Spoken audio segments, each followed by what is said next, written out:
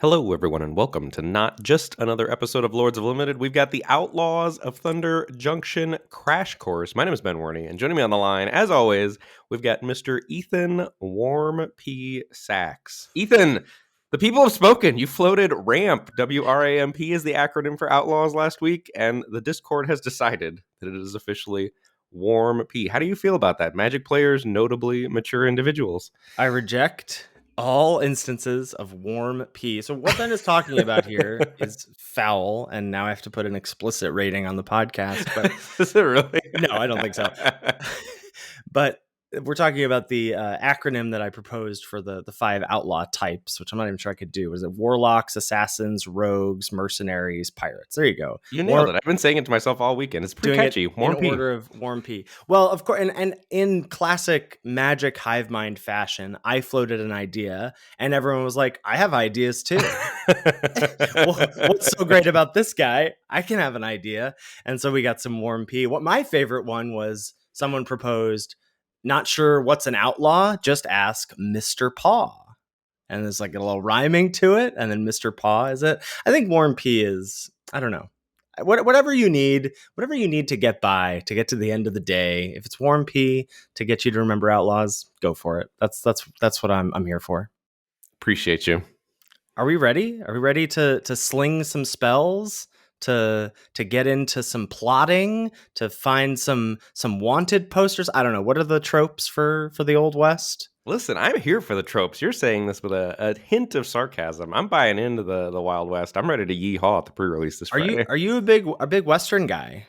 I don't think so, but yeah, I didn't think so either. Into this set, I don't know. The flavor really hits for me. I can't explain it. Okay, well, I'm glad you had your flavor hit for Strixhaven as your teacher and your Harry Potter love, and now we've got another hit here with Outlaws of Thunder Junction. So we've got way too much to get to today, so we got to cut the banter out and just get into the crash course. If you've never joined us for the beginning of a new set season, well, first of all, welcome, and second of all, we do things a little differently around here. We do not do a full card by card, and God bless the people out there, may I say, who do full card by card set reviews, because I have to say, someone asked me on stream, they're like, "Oh, are you going to be doing a set review?" I was like, "Well, currently I certainly can't do anything for like 6 hours straight now that I have Jonah." But secondly, I just think the days of me wanting to do a set review are long gone.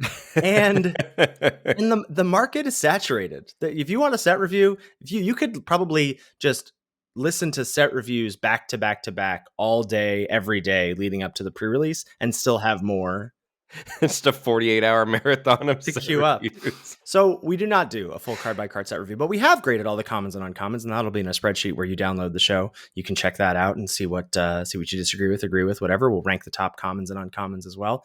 But we're going to be looking at the format in more of a broader, big picture sense. We're going to look at some keywords and archetypes, some things that often shape limited formats like mana sinks, mana fixing, life gain, sweepers, that sort of thing. We'll also look at how creatures and removal line up with each other, and then we'll get into our grade differences. So like I said, we've graded all the cards separately, and then we'll look at where Ben and I have at least a 2 or more gradation difference. So if I gave something a C- and Ben, ever the optimist, gave something a C+, we're going to talk about it, see if we can't convince someone else to come over to our side. And then we'll get to ranking our top commons and uncommons. Little shift here for play boosters, because now there's 15 commons of each color in the card file, and then only one less, 14 uncommons.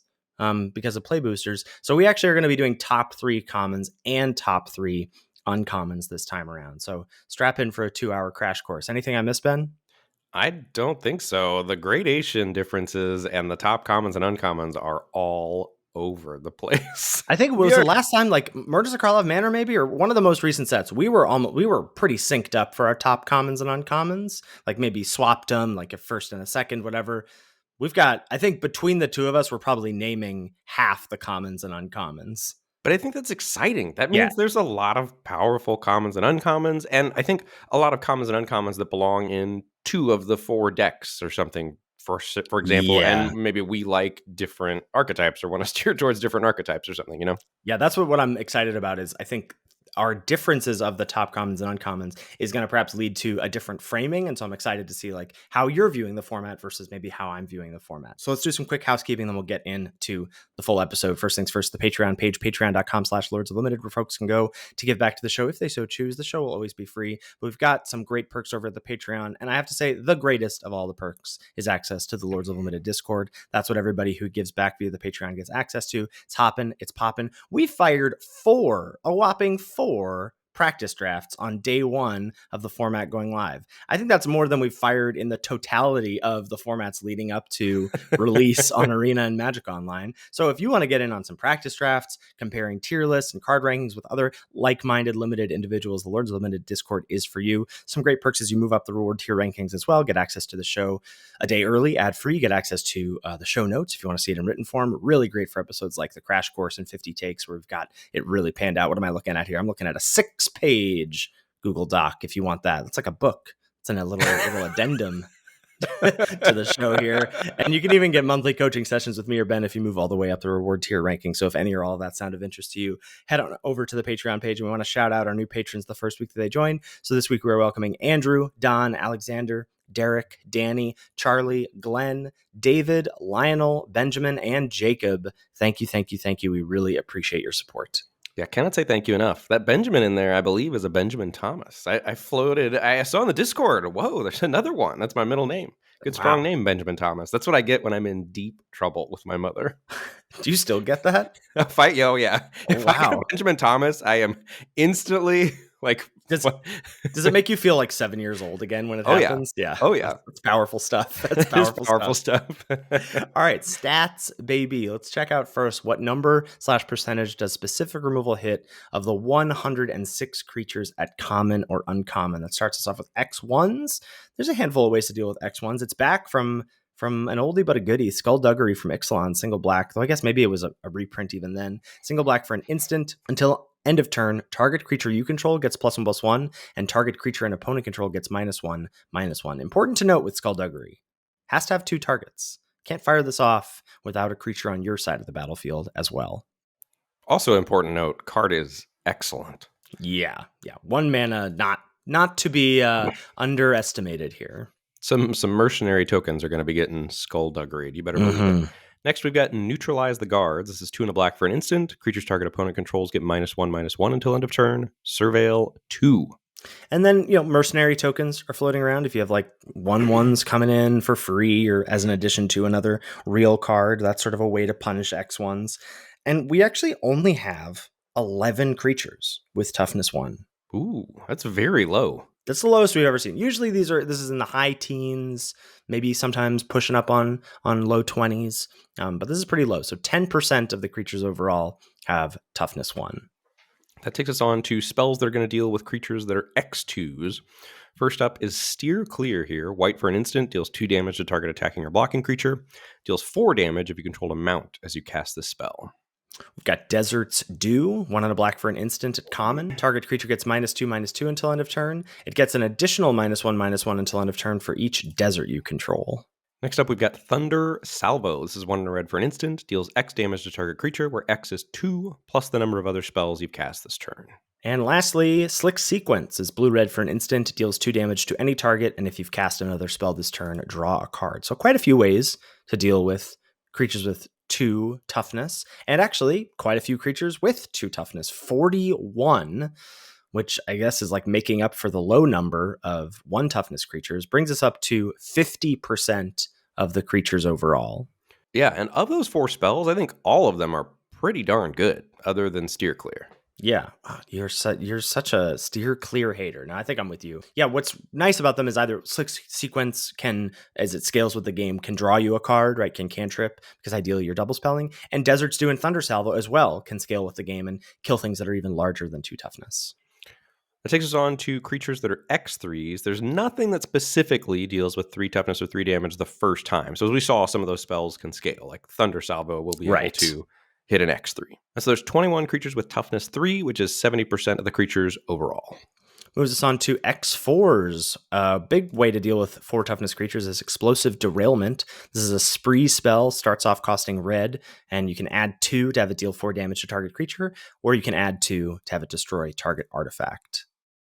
It's a good one. And then we've also got Steer Clear Mount enabled here, which hits 93% of the creatures. A lot. Yeah, Almost all the creatures are going to be 4 or 4 toughness or less.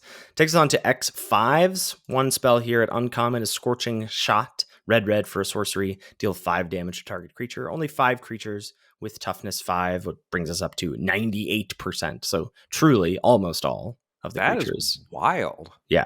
Yeah, Scorching Shot's great, assuming you can cast it. And lastly, we've got Trick Shot here that's going to deal with creatures with toughness 6 or more.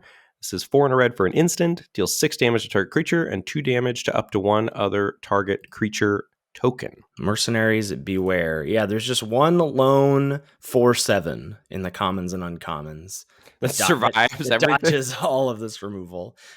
Oftentimes we want to check other sort of conditional removal, like if there's something that deals with, power 4 or greater, power 3 or less, whatever. Okay, this time we have Shoot the Sheriff, which can destroy target non-outlaw creature for 1 and a black. Well, how many outlaws are there? Well, there's 46 of the 106. So that's going to be 57% of the creatures this can target that are non-outlaw creatures. So like we said, usually in these, typal formats, if it's like destroy target non-artifact creature in an artifact set, it hits about half the creatures. Yeah, just pray that you're playing against green-white mounts. Yeah, right, exactly. Anything else going on with the removal here that is noteworthy or that our listeners should know? Yeah, so in the grading spreadsheet that you'll have access to when you download the show, there'll be a tab for removals. You can check that out. There's about 20 spells there that I slotted in. Lots of things happening at instant speed. 14 of the 20 are at instant speed, and like you could even say 15 of the 20, because one of those is that 2 mana artifact at uncommon that you can pay 6 to like blow up a bunch of stuff. So like does that even count as removal? Does it count as removal? Well, and does it like you cast it at sorcery speed, but then you can activate it at instant speed? Like tough to say. So lots of stuff happening at instant speed. So I think it's gonna be quite an interactive set. White has a lot of removal. I believe 5 spells, and it's not really conditional. Like, it's got steer clear, but the rest is just like, maybe it has to be a tapped creature, but it's just getting stuff out of the way. And only 1 counter spell in blue. Usually we have 2, 3 spread across common and uncommon. Only 1, and I kind of think it's a banger. I believe it's in both of our top 3 commons. Some things we didn't count in the spreadsheet. There's a couple of mini sweepers that we'll get to a little later. There's like a bad tapper in white. There's some, naturalized disenchant effects, a couple bounce spells in blue, and the switcheroo variant Shifting Grift that lets you exchange creatures. It's like, is that removal? Is it not? Like, yes, it deals with bombs in a way, but like just decided to cleanly leave it off. So some very interesting things. That the massive amount of instant speed interaction is the big takeaway for me. So removal, good or bad, great or garbage on the removal here? It's tough because, since you compared the plot stuff to sagas, the sagas from Neo last week, I can't quite get out of my head that maybe removal is going to be bad in this format because everything is a 2-for-1. Like, that's what I think. It's not like everything's a 2-for-1. Have you played any of the Artifact Remix thing that's on Arena right now? No, but it looks sweet, and I am planning to do that later today. So it's really sweet, and it's like it's a cool thing that they're doing, and we won't really have an opportunity to talk about it. Maybe we'll make a YouTube video or something, but it's like halfway between a cube and not a cube because the packs are curated, right? And so it's in terms of there's a rare, there's 3 uncommons, and then I think 9 commons or whatever. So one of the things I got tripped up in the first few drafts was I was like, oh my God, Thraben Inspector, pick 6. This is so sick. And like just taking but everything is a 2-for-1. Like everything is card plus rectangle. And so it just doesn't matter. And like every color gets good efficient removal. So removal doesn't matter. Not to say that you don't need to end up with it in your deck at some point, but it's not the thing that makes or breaks games. It's like everyone's going to have the 2-for-1s and the removal. So what makes you either have to have really strong cards that you're holding on to or an engine that you're building that goes over the top of your opponent. And I think there might be something here. Like when I think about all the plot stuff and spree, and it's just like it's 2-for-1 the format. So maybe spot removal like it's a necessary evil, but it may not be that much of a priority in draft. That's my gut read going into it. Obviously, we haven't played with the set yet at all, but that would be my take on the rule. But the tough thing is that it all looks fairly efficient. Like the good ones look like removal you should want. Do you know what I Right, mean? like explosive derailment, like 3 mana deal 4 is just like killing anything in the set. Well, and that's what makes me excited about the counter spell Phantom Interference is that it stops a lot of the ETBs. And so you're sort of like, yes, it's a 1-for-1, but it's like a preventative 2-for-1 if you can counter something. Yes. All right, that takes us on to the next section of the crash course here. We talk about new and returning mechanics. So we outlined what all these mechanics did last week. So if you missed that episode, go check it out. Taking a look at Outlaws, the Warm P, there are 46 Outlaws. So and they're you're just fully on Warm P. You just the, abandoned Ramp and you went with the masses, the children, and you said, yeah, Warm P is funny. I like that. the people have spoken, and I listen. I got to relate to my students, you know, like Yeah. they're saying Warm P, I got to say Warm P. I see how it is.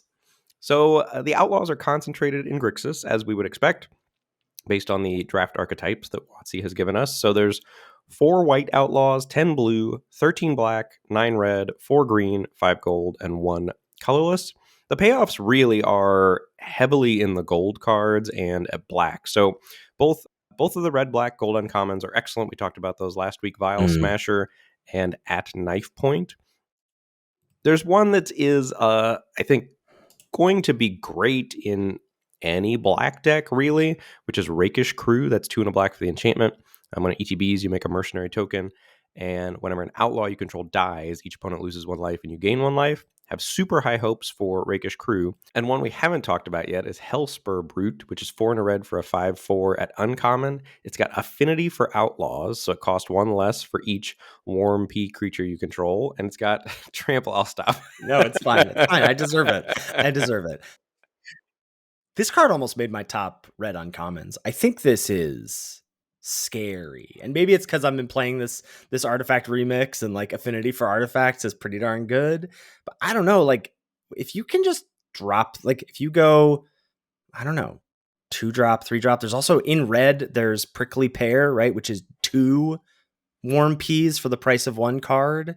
So if you go 2-drop into that, into double spell with this as a 2-mana 5/4, like how do you lose?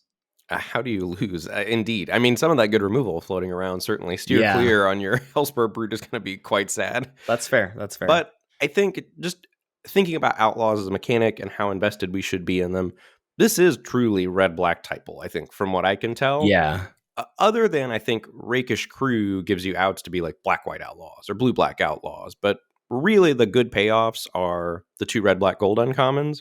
And then there's like smaller synergies sprinkled in, but nothing that you really care about needing to worry about Outlaws enough, other than if you are straight red-black or have drafted a Rakish Crew. Just made me think, because I am all tuned up to pod play, that something like Shoot the Sheriff is going to be better in pod play, right? Because if you're a black drafter, that is 1 less black drafter that you're going to face at the table. And it sounds like if you're not a drafting black, that you're going to have more targets for Shoot the Sheriff. For sure. Yeah, I think so. All right. Next up, we have Committing a Crime. Very excited about this. There are 18 cards that care about you committing a crime, mostly in blue-black, with some slight red overlap. And most of them are incidental bonuses that make your card slightly better. Big payoffs. Super excited about Intimidation Campaign. This is 1 blue-black enchantment. When it ETBs, each opponent loses a life, you gain a life, and you draw a card. And then whenever you commit a crime, you can return Intimidation Campaign to its owner's hand. Card just seems busted in half to me. Yeah, card's going to be very good unless the format is blisteringly fast, and it does not look blisteringly fast to me. I agree. The other big payoff is the red-black uncommon at Knife Point. It's an enchantment. As long as it's your turn, outlaws you control have first strike. You don't care about that part so much, but whenever you commit a crime, create a 1/1 red mercenary creature token. That part you do care about a lot. So I could see some blue-black decks really wanting to splash at Knife Point. I mean, it's also going to be great in black-red, obviously. And just remind folks, committing a crime is basically just like reaching across and even thinking about touching your opponent in any way. So if you're targeting them, targeting something they control, whatever. So we've got the crime lands, the ETB tap lands that deal damage, obviously removal, interaction, And I just think committing crimes is going to happen pretty naturally in your good blue black or Grixis decks. Yeah, and I think that lines up with them all mostly being some slight incidental bonuses. Like, I don't think you're going to have to build a committing a crime deck. Like, it's just going to happen if you're in the Grixis colors. Well, and there might be, I want to caution against us. People are going to come away from this episode and be like, Lords Limited said removal is bad in this format already. It's like, okay, well, let's all relax. But I also think, like, we did say that, to be fair. We're getting aggregated. We definitely did say that. Thank you for listening and paying attention. But also, there might be a bit of a use every piece of the buffalo here, because your removal might be better when you care about committing crimes, right? If you're like, okay, I obviously 1-for-1 removal, whatever, but the more that I care about targeting my opponent's stuff, the more I'm going to want that removal in my deck. Yes. All right, that takes us on to mounts. There are only 10 mounts at common and uncommon. And they all stink. Sorry, no. That's not true. They are in the Naya colors. 4 of them are green, 3 white, 2 red. And then you've got Congregation Griff. That's the green-white uncommon. That's the 1/4 flyer with lifelink. It's kind of absurd. And then big payoff for drafting some mounts is Miriam Herd Whisperer, the other green-white gold uncommon. Green-white for a 3/2, and it pumps your mounts and vehicles with a +1/+1 counter whenever they attack. And it gives them hexproof during your turn. Next up, we have Plot. If you listened last week, we're both really excited about this. 25 cards with Plot, which lets you, pay a cost to exile the spell and then cast it for free on a later turn. This is pretty spread. It looks like it's concentrated in Teamer, but so 6 blue, red, and green, and then 3 black and 2 white. And Plot ties into several of the themes of the archetype. So certainly blue-green is big plot, right? So casting your spells, big spells for cheaper, as we see from the blue-green signpost 2-drop. But also blue-red cares about double spelling. Well, plotting lets you set up a double spell on a later turn pretty easily.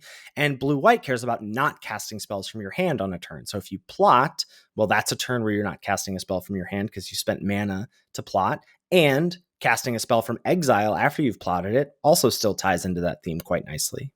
Yeah, and I think both you and I from our conversations last week are hugely high on Plot, and I think it's really going to reward sequencing in a big way. So yes. the number one thing I think that you're going to need to do with plotting is make sure that you have defensive speed or cheap interaction in your deck so that you don't fall behind. Because at its core, right, Plot is giving you a power bonus by taking a hit in tempo. So if you haven't prepared to accommodate for that hit in tempo that you're about to get, you're gonna be falling far enough behind that potentially the power of plotting is not going to be enough to catch you back up. I still do think Plot's very powerful though, but I think you're especially going to maximize it if you can, maybe get a cheap 1 or a 2 drop down that's going to be able to block high toughness and then start plotting. But it really does seem to be the headliner mechanic to me in terms of the plot cards are the most pushed in terms of power, just intrinsic power at common and uncommon as far as limited Magic the Gathering cards go. It'd be great if white gave the plot decks some sort of cheap, maybe 1 mana way to, at instant speed, deal 2 damage to an attacking creature, Something I agree. Something like Steer Clear, something maybe? like Steer Clear might be really good to just be a nice role player and slot into those decks. We talked last week about red-green creatures power 4 or greater. We were hopeful, and now that the full spoiler is out, are you still hopeful? I am not. Did you set me up? That's the third. This is the third little bullet point there in our show notes. I'm a little dubious about this archetype. I don't cheat. The whole set. I don't read ahead. That was just au naturel. Okay. Well, what happened? I think we saw it all. I think Wizards of the Coast just hung it all out there during preview season, and I was hoping for more, and there was no more. It's like when you see a trailer for a movie and all the jokes are in the trailer. You're like, this movie looks really funny. You're like, oh no, that was the movie. Okay. Yeah. So there are 11 cards with power 4 or greater naturally, which is not that many. Not that many, yeah. 4 red, 5 green, 2 red green. So they did a good job. I mean, there are other creatures outside of red and green with power 4 or greater. 11 in red green, to be clear. There's 2 big payoffs. The red gold uncommons aren't really payoffs in a sense. They're more enablers to help you have good 4 power creatures. But the 2 payoffs, the first one is very powerful. Scalestorm Summoner. This is 2 and a red for a 3/3 uncommon. Whenever it attacks, you make a 3/1 red dinosaur creature token if you control a creature with power 4 or greater. So you're trying to play this on 3, curve into a 4-drop on 4 or some 4 power creature. on turn 4 and then attack with this. And if you do, that's really going to get the ball rolling. The problem is it's a little all in. Like, you really need it to sequence perfectly. Like, you need Scale Storm Summoner on 3, you need the 4-power thing on 4, you need your opponent to not have removal. And if they do, your plan just falls apart a little bit. And the other payoff is Beast Bond Outcaster. This is the Srulf's Packmate at home. This is 2 and a green for a 3/3 uncommon. Whenever ETBs, if you control a creature with power 4 or greater, you draw a card, and it's got plot for 1 and a green. Next up, an archetype that's near and dear to my heart is Black-White Sacrifice, but actually might secretly just be tokens. We've got repeatable sacrifice outlets. There's the signpost that we're really excited about. Baron Bertram Greywater, 2 white-black for a 3/4. Whenever 1 or more tokens enter the battlefield under your control, you make a 1/1 black vampire rogue creature token with lifelink. Triggers only once each turn. You can pay 1 and a black, sack another creature artifact, draw a card. Excited to pair that with Treasure Dredger, 1 and a black 2/2. 1 tap, pay a life, create a treasure token. Create a treasure token and a vampire if you have Bertram in play. Pretty sick. Yeah, that was the thing that stood out to me as I was going through it, because I just had Black-White Sacrifice in my head, and I was searching for sacrifice, and there were only 3 repeatable sacrifice outlets. They're pretty two others. clunky. Yeah, they're not great. And then I was like, oh, I get it. Like, you're trying to trigger Baron's first ability, and then that sets you up to use those tokens to sacrifice to a second ability. But I think more than anything, Black-White is tokens. I think you're using the Treasure Dredger. There's a lot of cards that die into tokens, and then maybe you sacrifice them, they die into a token, and you're getting another token. I think Black-White actually really looks like a very cool synergistic archetype. And this is going to be, I think, Rakish Crew's best home. That's the Bastion of Remembrance for Outlaws. That card seems absurd in Black-White Sacrifice to me. Yep. That takes us on to Green-Black Graveyard Recursion. There are only 2 ways to mill at common, and they're both pretty good cards, which is not ideal. So first is Patient Naturalist. This is 2 and a green for a 2/3. When ETBs mill 3 cards, put a land card from among the milled cards into your hand. If you can't, create a treasure token. And like, a bit weird that I say both of the cards are good, which is bad news for you, but it's bad news because other people are going to be poaching them from you in the draft, like, even if you've identified that green-black is where you're supposed to be. Right. And the other one is Desperate Bloodseeker. This one may be a little less desirable. I don't know. It commits a crime. Yeah.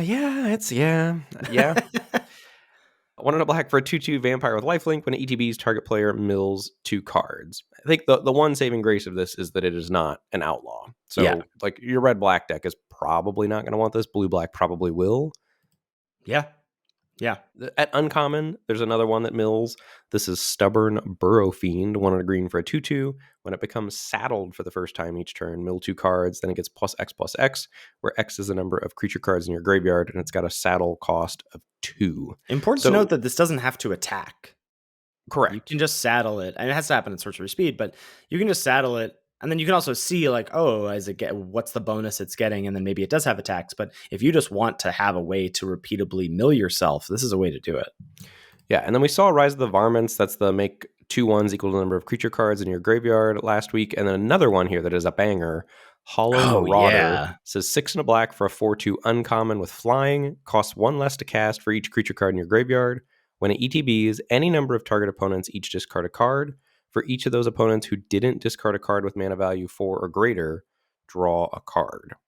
I mean, this is just a good black card. Like, you don't have to worry about like working on making this that much cheaper. Like, if this is a 5 mana 4/2 flyer, your opponent discards a card, and if it's not a banger of a card, you get to draw a card. Yeah, potential 3 for 1 action. That card is absurd. I graded that pretty lowly, and I saw your grade, and then I read it again, and I was like, oh, I missed the 3 for 1 potential on here. Yeah, that card's huge. That's cheating, Ben. I already am starting up a point, it sounds like. Yeah, you won Hollow Marauder. You talked me up.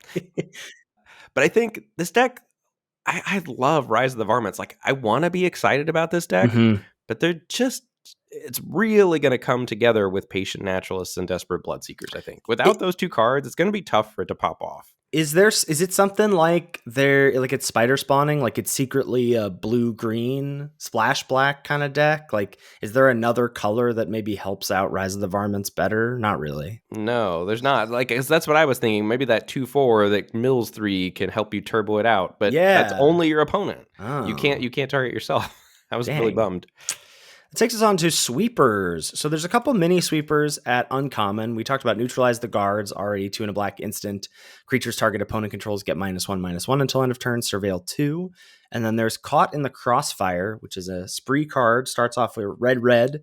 You can add 1 to have it deal 2 damage to each outlaw creature, or add 1 to have it deal 2 damage to each non-outlaw creature. So potentially some like variability, like one-sidedness to it if you're outlawing your opponent isn't, or vice versa, or maybe just kill everything small. And then a bit of an all-in here at Mythic. Final Showdown, single white spree card.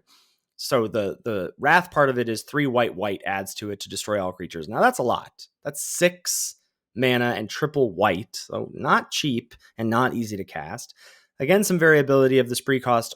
+1, all creatures lose all abilities until end of turn. +1, choose a creature you control that gains indestructible until end of turn. So the big, massive way to do this is for 7 mana, you can save one of your creatures, right? Give it indestructible, save your best creature, and then kill everything else. So some Dune Blast vibes there for sure, which is quite powerful. And also has the possibility of just being a trick early in the game to save one of your creatures from a removal spell.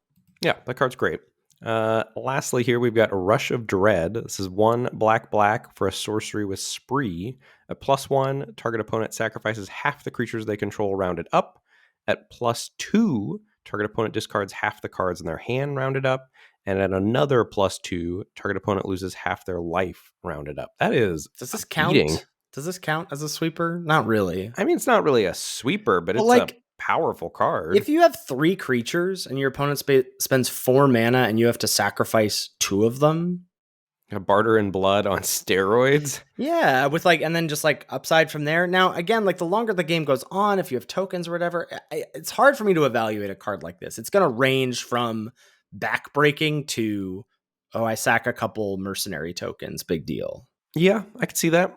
Next up, we have mana fixing. So there's actually a good bit of it. There's treasures. So usually we just look at green cards, artifacts, and lands. Well, there's some treasure makers, mostly in red. We talked about that one in black. I believe there's a trick in green that makes a treasure as well. And then green has a handful of ways to fetch up some basics / deserts. The crime lands from your library, put them into play. A mana dork and hard bristle bandit. There's some artifacts as well. We've got our potential golden egg here in Silver Deputy. 2 mana, 1/2 mercenary. When it ETBs, you can search your library for a basic land card or a desert card, reveal it, then shuffle and put it on top. And it has the mercenary ability of tapping to give a creature +1/+0 until end of turn at sorcery speed. What do you think? 2 mana, 1/2 is rough. It's not great. It's not great. I wish it were a 2/1. I do too. And then we also have lands. We've talked about the crime lands as being the ETB tapped duels that ping your opponent when they come into play. And there's also just a nice Evolving Wilds variant that's a desert, Mirage Mesa. Enters the battlefield tapped, and as it enters, you choose a color, and it taps out a mana of the chosen color. That's huge. That's big game right there. It's a big game, and you don't have to shuffle in paper. Even bigger game. Well, and you don't have to shuffle in paper, and you also don't have to put duels. It's possible that you can put or you don't have to put basics in your deck. It's possible that you can, have 2 off-color crime lands plus Mesa, and that's your splash. That's free real estate, baby. Yeah, yes, definitely better than Evolving Wilds in that sense. Yeah. Takes us on to looking at incidental life gain. It looks like there's not a ton of it. There's 12 cards with one-shot or possible repeatable ways to gain life. Best of them, Take Up the Shield. I'm sure we're going to be talking about that in the top commons. 1 and a white for an instant. This is a reprint. Put a +1/+1 counter on target creature. It gains a lifelink and indestructible until end of turn. And then there's 7 creatures that have or can gain or grant lifelink. But I from this, it looks like life gain we don't anticipate is going to be a huge part of the format. Is that fair to say? I don't see it that way, but it's possible. It also then may make the few, there are some creatures that have life gain. There's Prairie Dog is very good, lifelink rather. And so it may make those even better because they're so rare. to come up.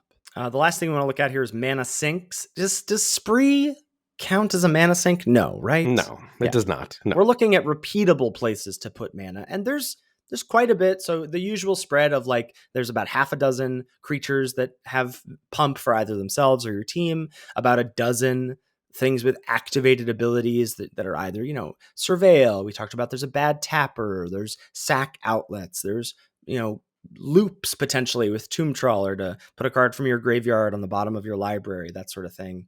And then 3 pieces of equipment as well. So it does look like you'll have places to put mana for sure.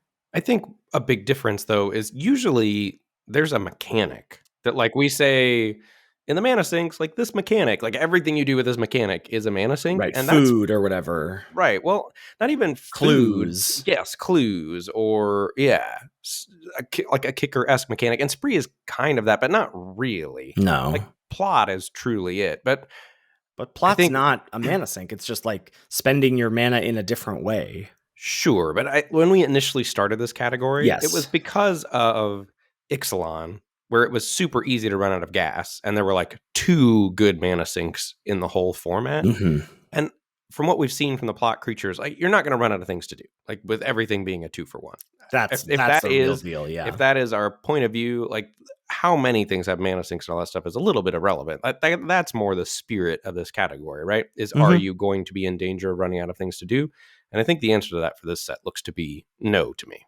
But not necessarily because of these. It might just be because everything's a 2-for-1. Right. Yes. All right, that takes us on to our grading differences. Gloves are coming off. The fisticuffs are here. It's a duel. It's a duel. 10 paces, baby. Ooh, 10 paces. I blew it. Yeah. All right, so before we get into our grading differences, we're going to go over the classic limited resources grading scale, the gold standard in limited set reviews everywhere.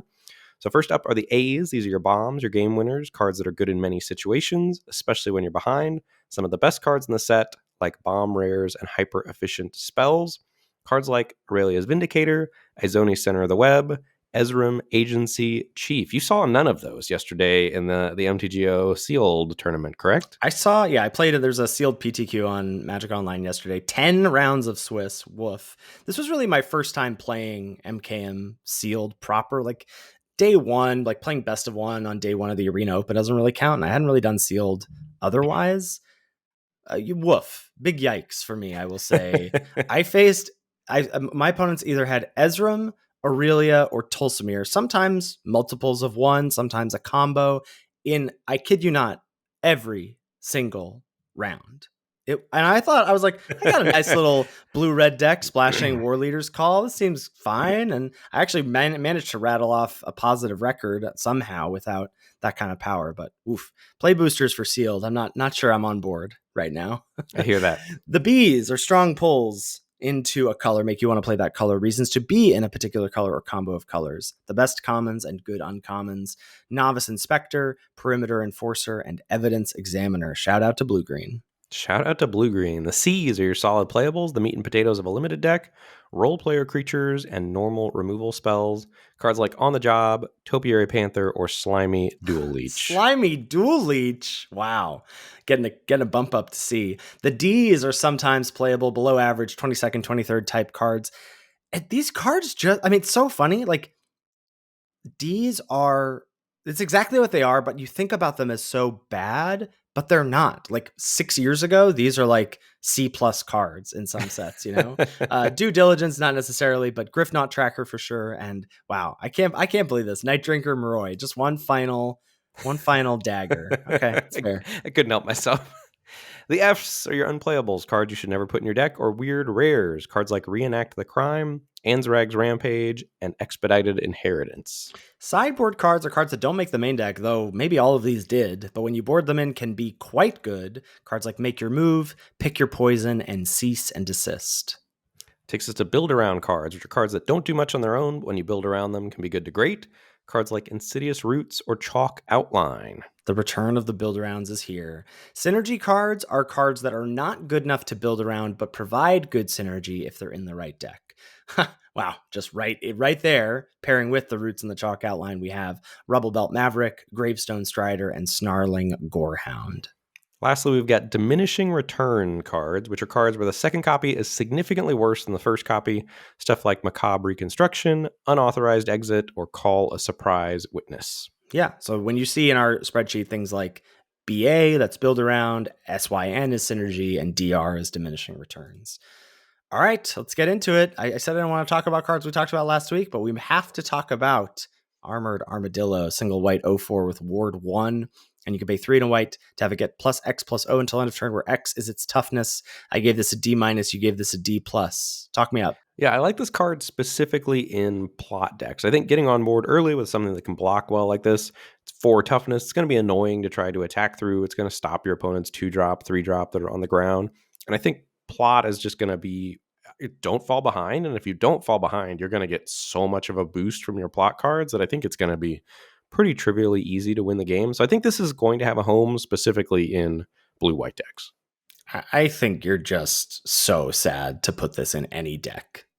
I think you're really upset if Armored Armadillo is in your deck, because I just think you're like, it's basically Pillarfield Ox or whatever. It's just white 0/4. The rest of the text does not matter. You're never activating this. Maybe there's a turn where you've plotted the turn prior and then you get to cast something for 0. But ideally on those turns, you're double spelling. You're able to like do something with your mana that isn't potentially +4 +0 on this stupid thing. I stand by. I think you're really going to be not pleased to put this in your deck. It's never going to be, and I know that's reflective of your D plus grade. You're never going to like feel like you miss it, but I also don't think. I think you're ideally looking to cut it from every blue white deck as well.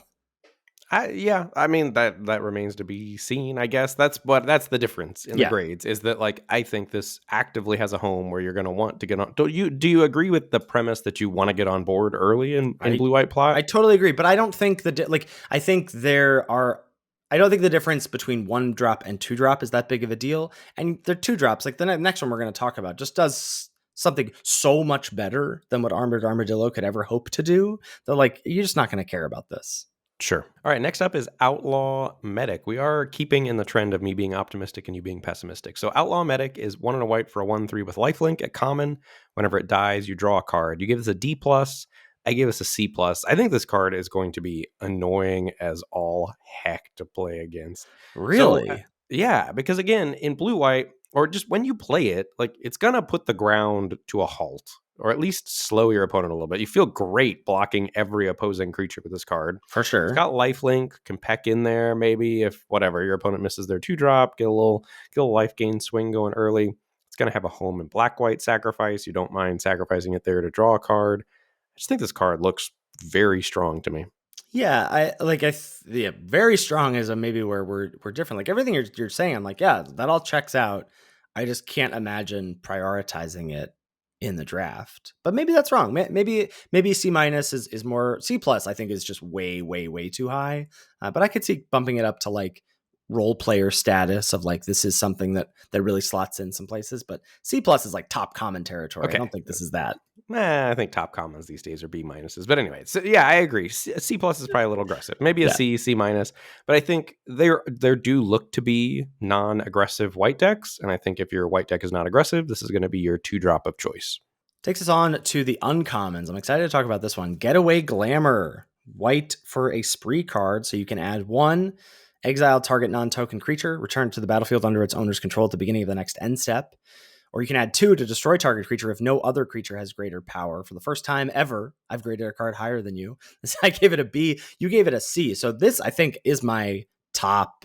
I think it might be my top white uncommon. And maybe I'm just wildly off base here. But my feeling is that, so for 3 mana, this is just like kills the thing that you want most of the time. Because it doesn't have to have the greatest power. So it can, like, if you have a 3 power thing and there's other 3 power things and that's the thing I want to kill, totally fine. I can still kill that. But then the flexibility here of it can be a way to just save my creature from removal spell for 2 mana. And I can also do it. I can get a 2-for-1. I can respond to your removal spell by saving my thing and killing something of yours for the low cost of 4 mana. I think this card is bonkers. Yeah, you're right. I'm way too low. I think I was only thinking about it I was not thinking about the potential upside of blinking something that has an ETB. Also, Yeah. there's a lot of flexibility here. I'm wrong. You've talked me up. I'll go B minus. Love it. Next up, we've got Frontier Seeker. This is 1 and a white for a 2/1. You can look at the top 5 cards of your library. You can reveal a mount, creature card, or a plains card from among them and put it into your hand. Put the rest on the bottom of your library in a random order. You give us a C. I gave us a B minus. This card is bread and butter, 2 for 1 in a green-white deck. How is this a C? You said it, not me. You said it. Mounts are bad. Like, so, and even in a mount deck, this can whiff. Like, what do you got? You like 10, like, I mean, not easily, I guess, but you have to be heavy white and you have to all have a lot of mounts, and then that's only getting you up to what, 15 hits? I think this card is like fine. That's why I gave it a C. I don't think it's like unplayable or anything, but I'm not. B minus is this is not a pull into white. Yeah, maybe it's not a pull into white, but it's a C plus, and it's a good. You're never cutting this from a white deck. No, probably not. That seems like a C to me. Never cutting. That's a C plus at least. Okay. We'll get our grading scale figured out eventually, listeners. We'll figure it out. It's fine. We've only been doing this for 6 years. Sheriff of Safe Passage is next. 2 and a white for a 0/0. It enters the battlefield with a +1/+1 counter on it, plus an additional +1/+1 counter on it for each other creature you control, and you can plot it for 1 and a white. I give this a C minus. You gave this a D. I can give this a D. This card is horrible. This card's bad. I was, it's got some fold. It's got some variability. I was waiting. I just was expecting you to have a higher grade than me. I was like, what could he possibly say about this? But no, never read ahead. You gave it a D. Yeah, I think this card's bad too. D is fine. All right, that takes us on to blue commons. First up, we've got Geyser Drake here. This is 2 and a blue for a 2/3 with flying. As long as it's not your turn, spells you cast cost 1 less to cast. You give us a C plus. I gave us a C minus. Truth might be a little bit in the middle, and I don't feel super strongly about this. I do think like 3 mana for a 2/3 flyer is like, this not being a 2/2 flyer, I think is big game. Like, it can block holy cow, whatever. But then this just slots into the, either you're double spelling with instants in blue red, you're plotting with blue white, and so you're, plotting on your turn, and then you have mana to spend cheaply on your opponent's turn. Like, how much mana do you need to save for this to be like really good? Like, for this to be like a 3 mana 2/3 flying kind of mana dork, like once, twice? That just doesn't seem that hard to me. It seems like you're jumping through a lot of hoops for not. What are the hoops? Like, it's not really like, are you gonna have room for this in your blue-white plot deck? Like, that's more focused on like the choking points are gonna be getting enough plot spells and getting enough instants. Like, are you really going to have 3 mana? You might be wanting to plot already. Yeah, right? That's what I think. Like, I think in those decks, like you're needing to get on board early, and then you're going to want to start plotting turn 3, turn 4, turn 5. So I don't really see it in blue white, and then like, yeah, blue red maybe, but this is not like helping you double. I guess it's helping you double spell on your opponent's turn, but if you've got that many good instants, you're already in great shape with your blue red deck. Oh, this card just that is a bad argument. If you've got good instants, you don't want them to be cheaper. Like, what are you talking about? So, well, like the blue red card, for example, the gold card, it's blue red, deal 2. Like, okay, so explosive derailment is red, add 2 to deal 4. So then this is 2 mana, deal 4. No, right? Because is spree part of the cost? Yeah. What would it be part of? I don't know, an additional ability, an additional tax. Yeah, it's a sorry, it's a new triggered ability, which is a tax. Yeah, I can go C. Like, I'm not crazy about this. C minus seems a little low to me. Okay. Next up, we've got Daring Thunder Thief, which is 3 and a blue for a 4/4 with flash. ETB's tapped. You give us a C minus. I gave us a D. This is a 3 mana 4/4 with my Drake. Yeah, you can put all the terrible cards in your deck. This can't be bad. This is huge. It is large in the format. I will like give you that. Blue getting a 4 mana 4/4 seems egregious to me, and I just don't think it can be filler. Like, I don't think it can be a D. Like, I gave it a C minus. It's on the cusp, but this card demands attention, I think, for how chunky it is. Okay, if you do 100 drafts in the format, if you do 100 drafts in the format, I'm setting the line at like 2.5 for number As of Daring number of Thunder Thieves that decks. hit the battlefield. Oh, just number of Daring Thunder Thieves that hit the battlefield. I thought you were going to say number of decks that this is in. That I think seems fair to me. Then that is a D. Then that's a D. I think that's true, but I'm gonna hold it. I don't know, because isn't there a word? Okay, hold on. We got him. We had him down, and then he wriggled out of it. I just think like in the okay, if we're gonna use the 100 in the 100 lifetimes that we live in the different universes, doesn't one of those have a universe where Daring Thunder Thief just rules in the format because it's awesome. because it's just huge. Like, so I'm just trying to like balance for that possibility with my C-. I appreciate that about you. Next up, we have in the uncommons Deep Muck Desperado, 2 and a blue for a 2/4 mercenary. Whenever you commit a crime, each opponent mills 3 cards. This ability triggers only once each turn. You got me all hot and bothered about the mill crab. And then you said, and also, did you think that this creature type was hominid from our youth? No, it is from our youth. Yeah, from like Fallen Empires. Yeah. I think I just like misread because you see how the R and the I are so close together. It kind of looks like an N. I think that's like I knew it was a hominid. No, I think I got deep faked from when I was 7 and thought that this was hominid. Anyway, you got me excited about the mill crab, and then you juked me. You gave it a build around D.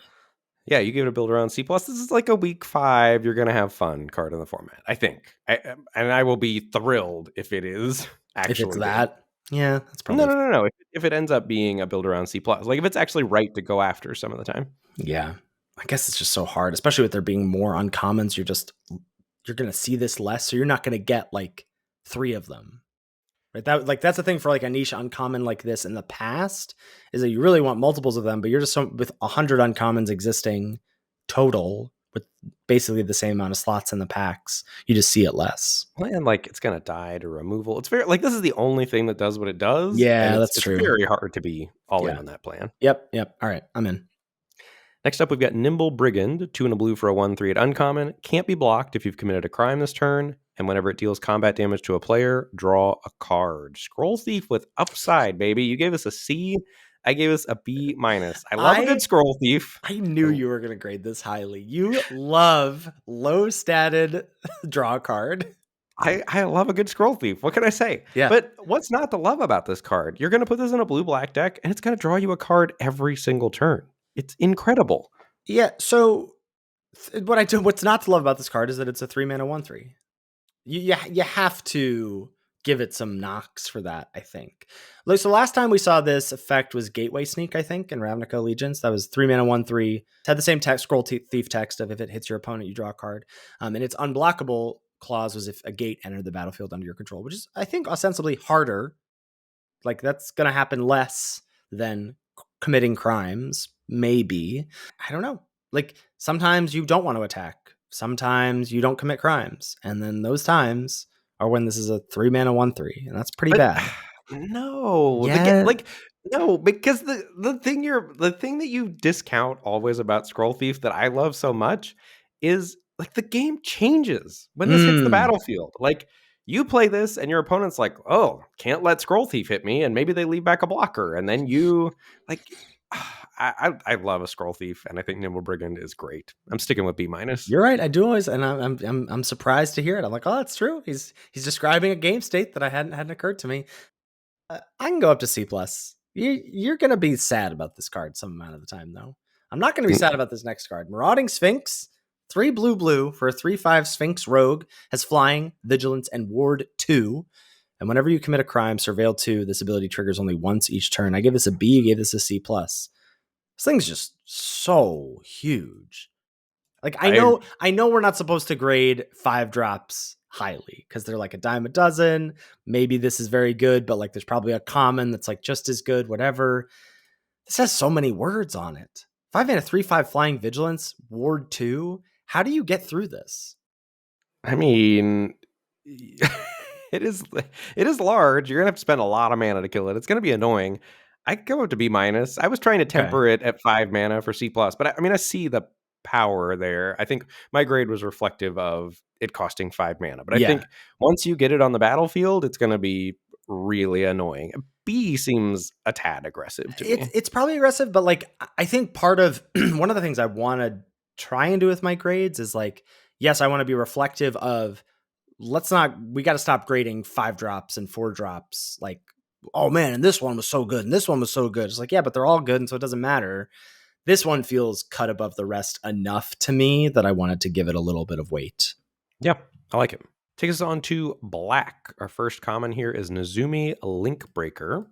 This is black for a 1/1. Whenever it dies, you make a 1/1 mercenary creature token. You gave us a C+. I gave us a D+. Now, I am a little less excited about this knowing how few 1 toughness creatures there are in the set. I think I graded this before doing that breakdown. So that might bump me down to like C, but I don't feel like I can fold because I think this is my number 3 black common. So I want to just hold tight on it.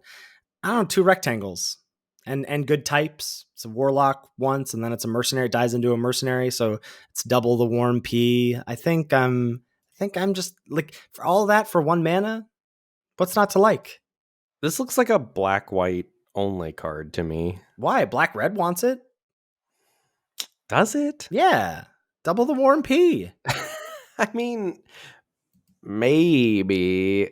This, I cannot imagine picking this very highly in draft. It's tough, Well, for me to imagine. I'm gonna need you to imagine it, because that's the reality we're living in. I think you're trying to manifest this being a C+, and I just don't think it quite gets there. Okay. Like, I could maybe come up to C-, but this is not like we've seen like a Shambling Ghoul type card, or like the 1/1 that dies to give something -1/-1. Like, your opponent, like, you're not excited to block your opponent's 2/2 with this. Like, what is this doing on the battlefield until it dies? So many things. Like, that's why I give it a C+, is that I don't know yet, but I know.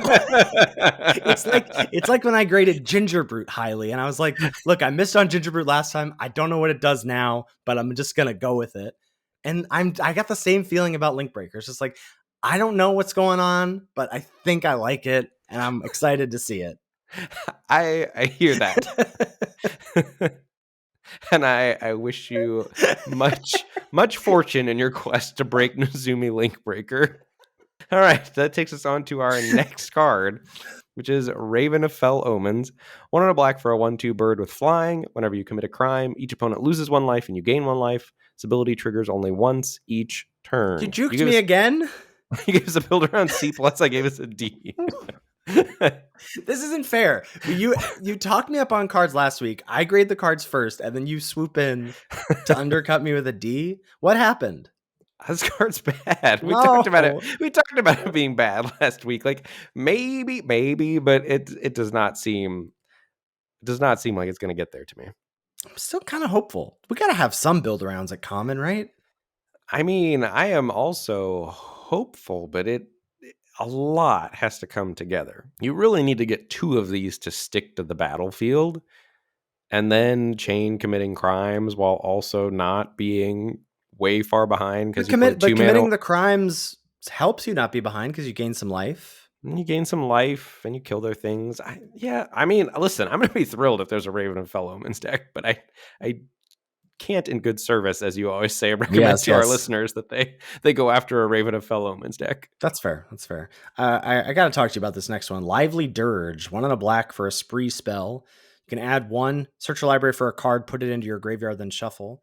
Or you can add 2 to return up to 2 creature cards with total mana value 4 or less from your graveyard to the battlefield. You gave this a C-. I gave my first F. This card is not an F. And yes, I read all the way to the end of the card, and I know that it is mana value 4 or less from your graveyard to the battlefield.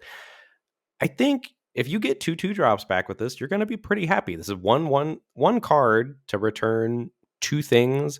This is going to get played in the black-green deck. This card does not matter. And for like whatever the 15-20% of the time where you do get to cast it as 4 mana, bring back 2 2-drops, which isn't even that good. Like, because everything is a 2-for-1, and I guess then if everything's a 2-for-1, then this is a 4-for-1 because your 2 drops are 2-for-1s, whatever. But like, then there's just going to be so many times where this is in your hand and does nothing. This card is bad. But I would agree that it is not great. Like, I think it will get played over the course It of the getting format. played and us telling people to play it are two different things. Okay, sure, I agree. I agree. So C is aggressive. I will go down to a D. I've got my first. Let me ask you this: what's getting played more in the format, Lively Dirge or the stupid 3 and a blue 4/4 flash card? The 3 and a blue 4/4 flash card actually is a card itself, whereas this is not. So I would say the 4/4. Yeah, you're probably right. Okay, I'll go D. D. Lively You're so Dirge. so stubborn. I'm gonna cast this card. Did you grade anything an F? Are you even capable I did. of I such gave some things? Fs. I gave Okay. some Fs. All right. All right. Last up in black is Rictus Robber. This is 3 and a black for a 4/3 zombie rogue. When it enters the battlefield, if a creature died this turn, you make a 2/2 blue and black zombie rogue creature token. And has plot for 2 and a black. I gave this a C. You gave this a synergy B. The synergy aspect of it, I didn't quite consider because of, I assume you're talking about like the sacrifice stuff. Yeah, the black-white sacrifice. You're gonna be able to trigger this on your own. This card is Yeah. incredible, and it's got plot. You're gonna plot on 3, and then if you can sacrifice something on turn 4 for value, like you've got the How? single. With So what? the single black sack a thing, draw 2 cards. There's a billion ways to do it. Yeah, but then There you've are. sacked your 2-drop. I'm just saying, like, you're envisioning this magical turn 4. I'm gonna have the Nezumi Link Breaker that I drafted very highly. Obviously, Let's go. Now we're talking. I just think, like, again, on balance, how much better is this than other ways to spend 4 mana in the format, or to plot for 3 mana in the format, as it were? Like, I just like, I think this is good. I just don't think this is a pull into black by any stretch. I think you're underrating how big of a swing it's going to be when this hits the battlefield. So you plotted on 3. Let's say you're not even sacrificing something of yourself.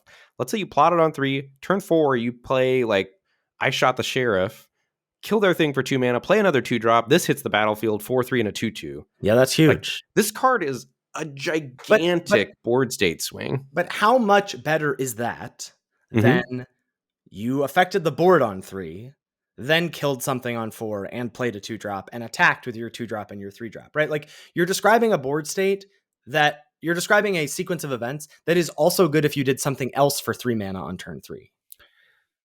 And like the variation of how good that is yes, Rictus Robber it's better in that specific situation, but then there's also some amount of the time, I know I'm just a big negative guy, but that this is just a 4 mana 4/3. And that's not very good. So I just think we just got to balance that a little bit. I don't think this is ever a 4 mana 4/3. Like I think you are always plotting this on turn 3. I don't think you are ever not plotting this. Well, this is only in the scenario where it's in your opening hand. I agree, but there are times where it's not in your opening hand. Sure. Yeah. It's going to be worse when you don't get a plotted on turn 3. Definitely. Okay. But I think what you're saying is how much better is the scenario I'm describing. I think when you plot this on turn 3, it's got game-winning power level to it. I think it is significant. Like 3 mana to get a 4/3 and a 2/2. Yes. Is like an absurd Magic the Gathering card. But you're not guaranteed it. And so what happens on turn 4? Like, so let's say you don't have a removal spell. Yes. What happens then? Your opponent just doesn't block your 2-drop. And so then you're not playing this because you want to get full value. Which is fine because it's 0, but then you're not playing it on turn 4, right? It's just hanging out in exile zone for another turn. I might run it out as a 3 mana 4/3, in which case I'm kind of sad. But like the upside to me is so good that I'm going to have built my deck around it. Like that's why I gave it a synergy B. I'm not just like throwing this in a random deck, but assuming I have ways to sacrifice stuff, which I will if I put this card in my deck, and some Nezumi Link Breakers, and some removal spells. This card just looks. I cannot imagine this card not being a pull into black. All right, you're passionate enough. Like I would say, like I'm coming on board. Listen, I'm going to go so far as to say that 17 lands. Actually, maybe I won't go so far as to say that 17 lands is going to love this card because people are going to not play with it. The plot cards are all going to have worse stats than is reflective of our experience of it. I'm going to say if you filter by top players on 17 lands, okay, the data is going to love Rictus Robber. Okay, I think that was a fruitful discussion. I'm on board. I don't see it yet, but your passion is infectious. Quick Draw is our first red card. Single red for an instant. Target creature you control gets +1/+1 and gains first strike until end of turn. Creatures target opponent controls lose first strike and double strike until end of turn. I give this a C+. You give this a D. I mean, like 1-mana combat tricks. Don't the red 1-mana combat tricks never get played and are never good? I guess that's true. Like the +1/+0 first strike. This is like +1/+0 and first strike, and except it's one. cool and flavorful. I think they gotcha with the Thunder Junction quick draw flavor. They got me. They got me with the. There's so much text on this card. I was like, God, it's got to be good. All right, it's a D. Never mind. Next up is Reckless Lackey. Red for a 1/2 with first strike and haste. 2 and a red, sacrifice it, draw a card, create a treasure token. You give us a C-. I gave us a C+. It is hard for me to believe that you love your black 1/1 that dies into a mercenary, and you do not give Reckless Lackey a C+. This is 1/2 first strike haste. Very aggressive. It's got good types. It's a pirate. And then when it's irrelevant, it's going to replace itself with an actual good card, not just a mercenary token. This is so savage. Like, I can't, the language you're using is so aggressive and hurtful to my Nezumi that we won't stand for it. My problem is that you can't suit this up. I guess you can play like a.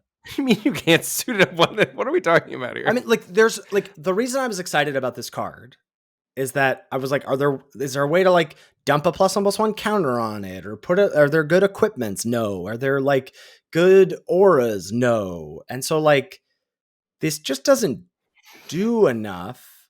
And so what I like about the Nezumi thing is like it's not an aggressive card. It's a defensive card, and it's the 2 rectangles. And this is like sort of 2 rectangles, except you have to spend the mana on it. I don't know. I have my second. Let me ask you this. Go ahead. The crash course. Yes, sir. Mercenary tokens, baby. They're going to pump the power of this thing. And red white, it's going to be attacking as a 2/2 first strike, a 3/2 first strike. This card's really good. Yeah. You're right. C+. Okay, that's 2 for 2 in the red category. All right, that takes us on to Deadeye Duelist. 1 in red for a 1/3 human assassin with reach. You can pay 1 tap to have it deal 1 damage to target opponent. You give us a synergy C+. I gave us a D+. Repeatable crime? Repeatable crime? You're not in for repeatable crime and good types and blocks. Holy cow. It's only number 36. Deadeye Duelist has reach. Yeah, but it's not going to eat anything. This looks like a bunch of stuff that none of it quite adds up to what I want here. And I see all of that, but like you're going to ping them on their end step. So yeah, I can kind of block.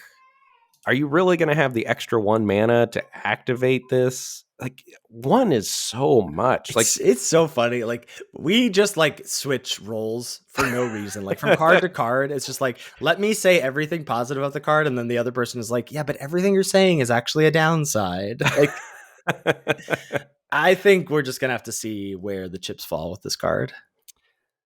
My guess is not good enough, because I also think I know that's reflective of your grade. I'm just trying to move us along here.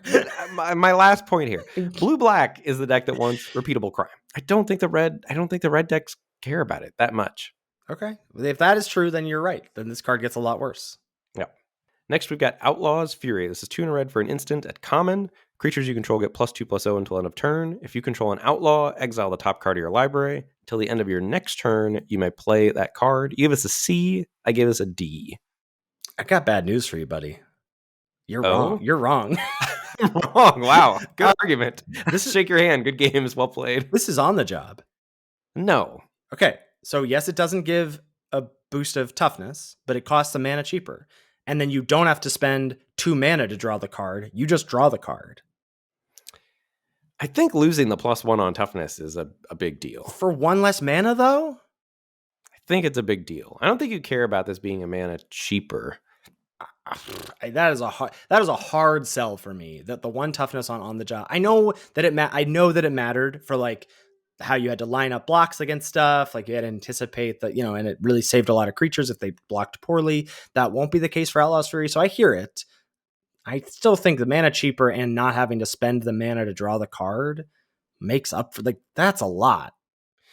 I think what you give up by not getting the +1 toughness is like the function of on the job, where you could like go 2-drop, 3-drop, turn 4 attack Smash. on the job and feel great about it, because it was very hard for them to, even if they knew you had on the job, Yeah. line up any sort of profitable block. Like Mm. they can just jam their creatures in front of yours and then you're down a card. Well, I guess you're not down a card. All right. Okay. It's tough I'll come because up. I feel like you're selling me and I'm selling you. Like I was like, maybe you're right. Maybe the 1 toughness is the big deal. But like the comp here, I just think like we saw how good on the job was. This is extremely close. You have to assume again that you have some Warm P in play, but like I think red decks are gonna have something in play. Sorry, I have to do it. You said it. You started it. I'm just going with it. I think we have to assume you have those types in play if you're a red deck, a red aggressive deck. Obviously, if you don't, this is much worse. So maybe to balance, you have to grade it a little lower. I don't know. This card is going to get played. I just think you're not going to be quite as desperately aggressive for it as you were on the job in white decks and MKM. But this is certainly going to have a home. Like you're going to play Outlaws Fury in some red-white decks, maybe in some red-black decks. Next up, we have Quilled Charger. This is 3 and a red for a 4/3. Whenever it attacks while saddled, it gets +1/+2 and gains Menace until end of turn. It's got Saddle 2. You give us a C-. I give us a C+. I think this card is outstanding. You're going to play this on 4, smash with a 5/5 Menace on turn 5. This card's going to hit the battlefield, and you're going to be scrambling as the opponent to try to figure out how to answer it. Yeah, I guess I haven't done...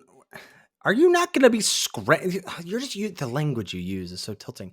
What about this? What about I pass with my mana up, and then at the end, you think everything is hunky-dory. Maybe I have a counterspell, whatever. And then I slam a huge ETB tapped 4 mana 4/4 as the blue opponent. I untap, and you are scrambling. Does that work? Did that work? No, it does not work. It's a 4/4 without Menace, with no abilities. Yeah, I get, but like, yeah, I see it. It's just a 4-drop. They're all fine. Like, imagine red-green. You're gonna curve like the mana dork into this on turn 3. Let's be honest. I'm never drafting red-green. Like, let's just... your opponents. My opponents might. Your opponents are gonna be playing mana dork into this, and then you're gonna be scrambling a turn sooner to get out of the path of this very aggressive mount that's going to run you over. That's so true. Okay, how about this? I'm a green-blue player. I have play Mana Dork on 2. I pass on turn 3. Flash in a tapped 4 mana 4/4. You are scrambling. I'm not loving this bit we're doing. I could do it all day. You might be right. That's fair. Moving on, we got one uncommon I want to talk about, which is Magebane Lizard. 1 in a red for a 1/4. Whenever a player casts a non-creature spell, Magebane Lizard deals damage to that player equal to the number of non-creature spells they've cast this turn. I give us a D+, you give us a D-. I guess this is just terrible. This card is horrible. It's for everyone. It's global.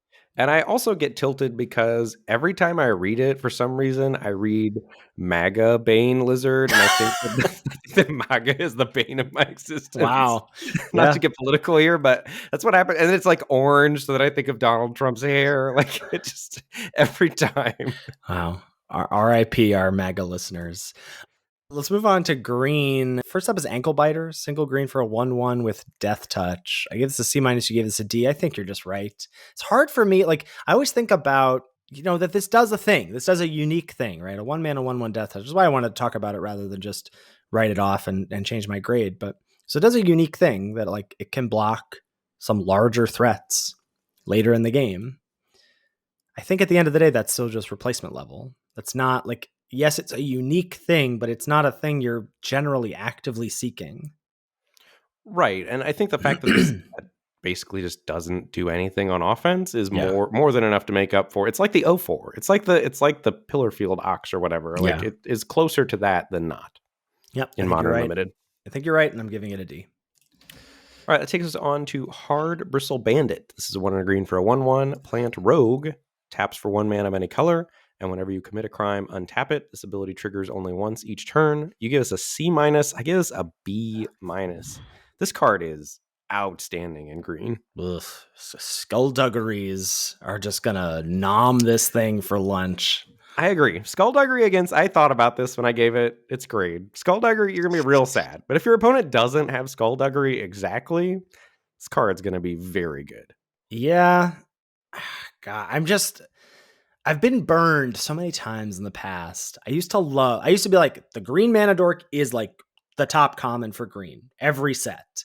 And then that just like wasn't the case set after set after set.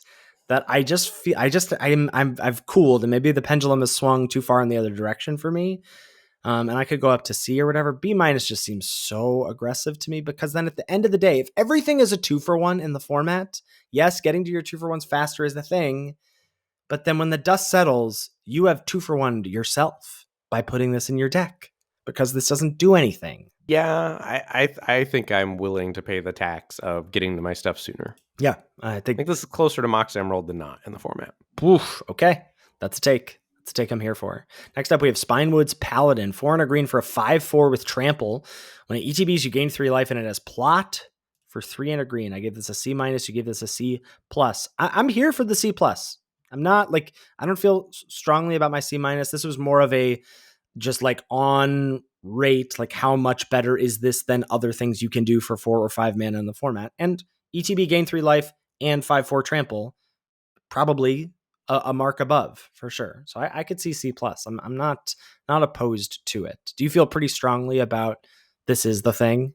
I really like this, yeah. But I'm also just predisposed to like this type of card. But the fact this could easily not have trample. The fact that this has trample makes me really think it's pretty good in the format. Mm-hmm. It's not going to get chumped by mercenary tokens. It's gonna be a problem that you have to deal with. Yeah. And I don't know. I think plot is a commodity too. Like I think there's gonna be a choke point on how much plot stuff you can get. And I think plot's gonna be really strong. In green though? Like we're outside of a color or color pair that particularly cares about double spelling or not doing stuff on your turn. I think plot stuff is worse. Blue green's big plot, baby. Blue green is big plot. You're really buying into the WotC archetypes. Okay, blue green is big plot. Well, but so imagine a world. Imagine a world. 1 out of our 100 drafts where you play the blue green gold uncommon on turn 2, and then like turn 4 you double plot with like 2 of these, like, and then you're a little behind, and then they hit the battlefield and your opponent is scrambling. Now that turn 4 play 2 free 5/4s or whatever. Yeah, that is a scramble for sure. That takes us on to our gold cards, where we've got Gem, Lightfoot, Sky Explorer. This is 2 white blue for a 3/3 flying vigilance at uncommon. And at the beginning of your end step, if you haven't cast a spell from your hand this turn, draw a card. You gave this a B plus, and I gave this a C plus. Yeah, I mean, 4 mana 3/3, like 4 mana 3/3 flying vigilance is good. That attacks well, that blocks well. And then next turn, you plot something or you pass with an instant and you draw a card. Like, you just have to kill. You have to kill this immediately, or this runs away with the game. Yeah, and it's a threat. Have to kill. It's not that, but you're never like. Here's the thing. Here's what I don't like about this card. I think blue white is going to have no shortage of ways to generate value. I think it is going to be tight on ways to not fall behind, and I think this doesn't help you play defense at all. Like, I think blue white's operating standpoint is going to be behind. You're going to be trying to stabilize, and once you stabilize, you're going to win the game easily. And I don't think this is a good blocker, and ergo I don't like it that much. So if they attack with their 2/2, then yeah, you have a decision of like, are they bluffing me hard, or do they have something? And then maybe you don't attack there. But like, most opponents, if they don't have a trick, are not going to bluff attack their 2/2. And they don't have to have a trick. And so it is going to keep some stuff back. Now, again, like, is it keeping some stuff back that other things you do for 4 mana aren't? No, but it's also generating you a card every turn.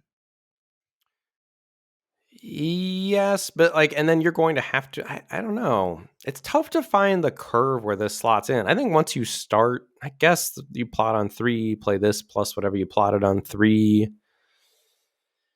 Yeah, okay. Maybe B minus. I don't think this, you have this graded as like it's one of the best of the gold uncommons. I do not think it is that, but maybe I'm low at C plus. How we've the mighty have fallen from Raf Capuchin from Dominaria. It had Flash. If That this is had Flash. Flash, Yeah. sign me up, baby. Yeah, I agree. Also, Dominaria was all terrible cards, That's so true. Wrap was... They don't make them like they used to. In the artifacts, we have Sterling Hound, 3 mana for a 3/2 dog. When it enters the battlefield, surveil 2.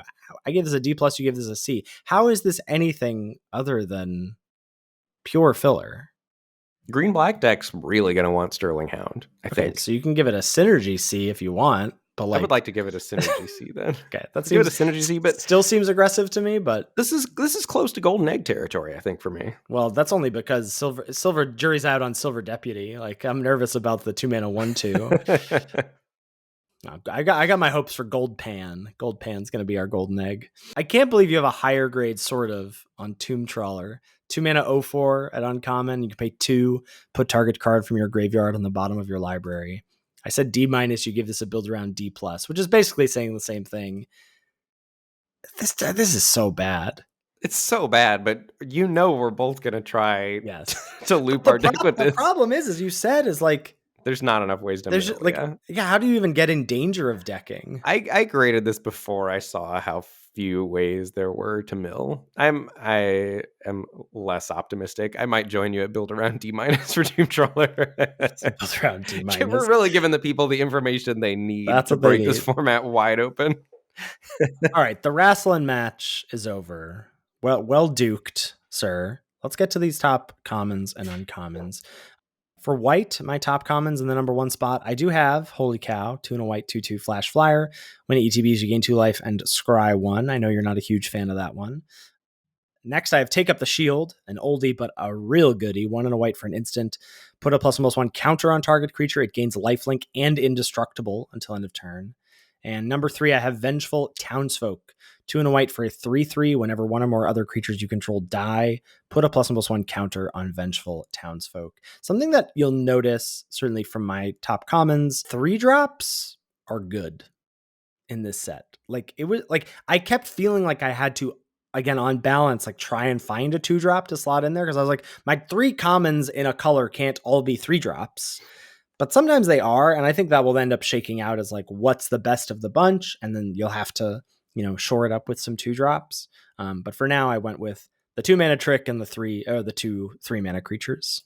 Well, and the hard thing is also, of those 3-drops, they might go in different decks too. They might all be good Magic the Gathering cards that slot into 2 of the 4 archetypes, or 1 of the 4 archetypes, or 2 of them go in these 2, and 1 of them goes in the other 2. Right. Yep. My top commons in white: Take Up the Shield, number 1. Oof. Trained Erranks, number 2. This is my take. 1 and a white for the 3/1. Whenever it attacks while saddled, it gains first strike until end of turn. You scry 1 and you saddle it for 2. I think this is the best aggressive 2-drop in the format, and I think there are going to be some white decks that want to attack, notably green-white mounts. I think Relay wants to beat down red-white as well. Both those decks are going to need to be picking Trained Erranks quite highly, I think. And then in the number 3 slot, I've got Vengeful Townsfolk. The other thing I want to touch on, we had talked about how good removal was going to be. I think Take Up the Shield being in the format, and Snakeskin Veil being in the format at single green +1/+1 counter hexproof. The white green especially is just going to laugh at removal. Like, if you can get ahead with your mounts and then hold up either one of those 2 cards and then blank your opponent's removal spells, I think it's going to be a little tough that way also. That's a really good point. I'm glad you shouted that out. It takes us on to the white uncommons. My number 1 white uncommon, Lassoed by the Law. 3 and a white for an enchantment. When it ETBs, exile target non-land permanent opponent controls until Lassoed by the Law leaves the battlefield. And when it ETBs, you make a 1/1 red mercenary token. Number 2, I've got Prairie Dog. 1 and a white for a 2/2 lifelink. At the beginning of your end step, if you haven't cast a spell from your hand this turn, put a +1/+1 counter on Prairie Dog. And 4 and a white until end of turn, if you would put 1 or more +1/+1 counters on a creature you control, put that many +1/+1/+1 counters on it instead. Prairie Dog is a monster. Prairie Dog's real good, yeah. And lastly, I've got Prosperity Tycoon. This is 3 and a white for a 4/2, ETBs to make a mercenary, and you can pay 2, sacrifice a token to give it indestructible until end of turn, and tap it. Yeah, I'm glad you're as high on Tycoon as I am, because I was like, am I grading this too highly? Am I like comparing it to Chimney Rabble too much as like the 4-drop that makes a 1/1? But then it also has that ability, like, this card's a banger. So I have the same number 2 and number 3, and as I said before, Getaway Glamour is my top uncommon. That's the white spree spell that can kill a thing for 2 additional mana, or save a thing, or exile it rather, for 1 additional mana. Yeah, I like that. I think that probably should be in my top commons as well and get lassoed by the law out of there. What's going on in blue? In blue commons, number 1, this is either going to be the best take of all time or the worst take of all time. Now, this is a good take. Phantom Interference, number 1, single blue for an instant with spree, +3, create a 2/2 white spirit creature token with flying, +1, counter target spell unless its controller pays 2. The one potential, this card looks absurd. The one potential knock is that you're not going to be able to counter plotted spells with it. But other than that, like, this card is really, really, really strong. Like, 5 mana, 2/2 flyer, counter your thing. If you manage to stick that, is really good. And there's so much stuff to do at instant speed that it's going to be near impossible to play around Phantom Interference. Well, and like, there's so many good ETBs, and this being able to prevent those is also great as a quench. Like, the reason that quench stinks is that eventually they have the mana for it. And when that happens, then you have a 4 mana 2/2 flyer with flash, which, like, isn't great, but it does a thing. Like, I have Phantom Interference as number 2. It could easily be number 1. I think this card is excellent. My number 2 is a Lone Shark. 3 and a blue for the 3/4. When it ETBs, if you've cast 2 or more spells this turn, draw a card, and it's got plot for 4 mana. And then my number 3, Seize the Secrets. 2 and a blue for a sorcery. Costs 1 less to cast this turn if you've committed a crime. Draw 2 cards. You think Divination is back? I mean, this is 1 and a blue, draw 2 cards, and I think that is very good. If you've committed a crime, which usually will cost mana. Like, unless it's a crime land, it's going to cost mana. It's going to be crime lands, baby. I'm going to build my deck right. I know, you're crime land fiend. I have Lone Shark in the number 1 spot. I stuck by our take last week that it's the best blue common. I have Phantom Interference in the number 2 spot, and I'm surprised this isn't in yours. I have Take the Fall, single blue instant. Target creature gets -1/-0 until end of turn. If you have some warm P, it gets -4/-0 instead, and you draw a card. This is 1 mana, win combat, draw a card, and commit a crime. That's a lot, baby. That's a lot. Good. I like Take the Fall. I could see it in the number 3 slot for sure. In my uncommons, in the number 1, I have Outlaw Stitcher, 3 and a blue, 1/4. When it enters the battlefield, you make a 2/2 blue and black zombie rogue creature token, then put 2 +1/+1 counters on that token for each spell you've cast this turn other than the first. It also has plot for 4 and a blue. We talked about this a lot last week. I've got my big Sphinx in the number 2 spot, the 5 mana 3/5 flying Vigi Ward 2. And in the number 3 spot, another spree spell that I like, Metamorphic Blast. Single blue instant. The spree costs are +1 until end of turn. Target creature becomes a white rabbit with base power and toughness 0/1. And +3, target player draws 2 cards. So 2 mana, win combat. 4 mana, draw 2. 5 mana, Muldrifter. Yeah, this card is absurd. Yeah, that is in mine as well. So my number 1, also Outlaw Stitcher. I had Metamorphic Blast at number 2. I didn't get your big Vigi Sphinx in my top 3 uncommons. Instead, I've got Slickshot Lockpicker. This is 2 and a blue for a 2/3. Whenever it enters the battlefield, target instant or sorcery card in your graveyard gains flashback until end of turn. Flashback cost is equal to its mana cost, and you can plot it for 2 and a blue. Yeah. What's not to like? Snapcaster Mage for free. Yeah, nothing. Love it. All right, it takes us on to black commons. What do you got there? Vault Plunderer. When I saw this, I was like, ooh, there it is. 2 and a black for 3/1 human rogue. When it ETBs, target player draws a card and loses 1 life. So mostly you're targeting yourself, but you can commit a crime with this if you need to. Number 2, I have Desert's Dew. I went with a cheaper removal spell, 1 and a black instant. Creature gets -2/-2 until end of turn, and an additional -1/-1 until end of turn for each desert you control. And then my Link Breaker, single black for a 1/1 at number 3. And then when it dies, you get a 1/1 red mercenary creature token. You'll love to see it. The thing that happened to me with the Magabane Lizard also happens to me with Desert's Dew. Every time I read Desert's Dew, I think it's Dessert's Dew because you get your just desserts. Yes, yeah. Like every time. That's funny. That's very funny. Those cards are like the wrong way around in my brain. I also have Vault Plunder at number 1. Number 2, I've got Consuming Ashes, 2 black for an instant, exile target creature. If it had mana value 3 or less, surveil 2. I think that removal spell at instant speed plus the surveil plus the exile, like, you're going to need to get some rares dead in this format, and that's going to do the job. I think that's better. I think I wanted to prematurely concede that is better than Desert Stew. The more I think about Desert Stew, the more it reminds me of I can't stop thinking about this being like Neo. But that was a Dave Humphrey set too, right? Yeah. There was so Twisted Embrace was the aura, 2 black, enchanted creature gets +1/+1, and when it ETBs, you kill a thing.